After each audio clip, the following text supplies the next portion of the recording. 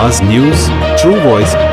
आदाब नाज़रीन, आवाज न्यूज चैनल पर आपको खुशामदीद। एल्लारेड्डी में रेणुका एल्लम्मा मूर्ति प्रतिष्ठा तकरीब के चौथे दिन इज्तिमाई कुमकुमा अर्चना हाजरी प्रोग्राम अकीदत व एहतराम के साथ मुनक़िद किया गया।